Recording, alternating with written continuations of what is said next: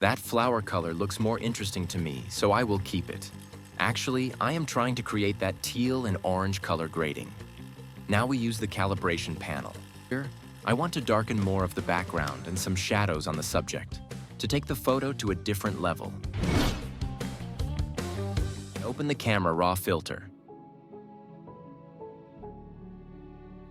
First, we will slightly increase the dehaze to create more contrast.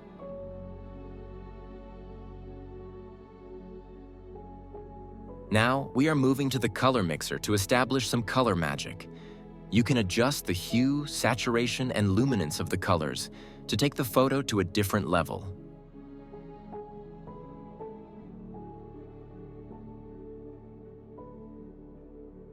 The hue of colors like reds, oranges, and yellows will affect the skin, so pay attention while you are adjusting them.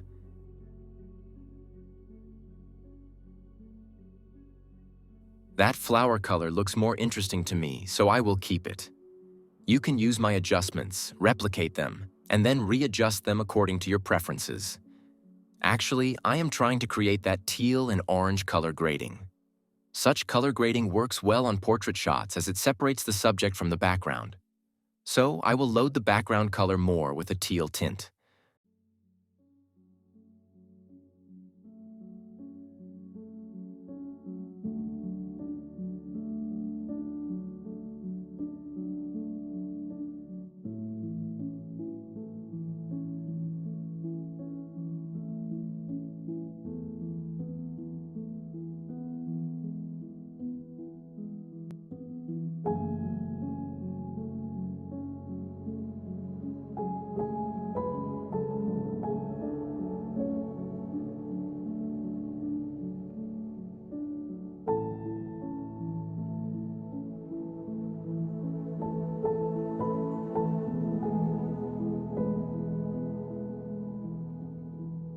Once you are done with the color mixer, it's time to move to the color grading panel.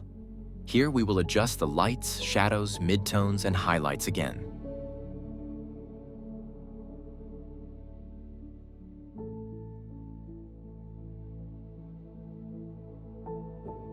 Okay, you can change the tones by moving the cursor inside the color wheel.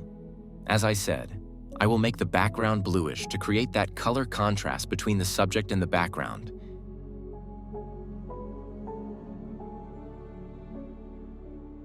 And add a little bit of yellow to the midtones.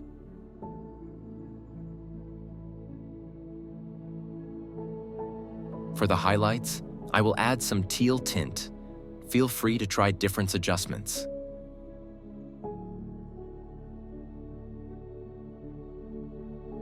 Now we use the calibration panel. I won't dive deep into its details now.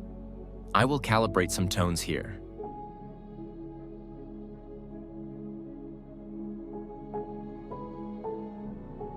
As you see, these are really minor adjustments.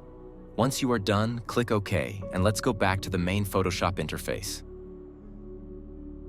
That's a huge difference. It looks already good. We are not done yet, as the next adjustments involve creating a fake depth of field and some enhancements to give the photograph a more dramatic look.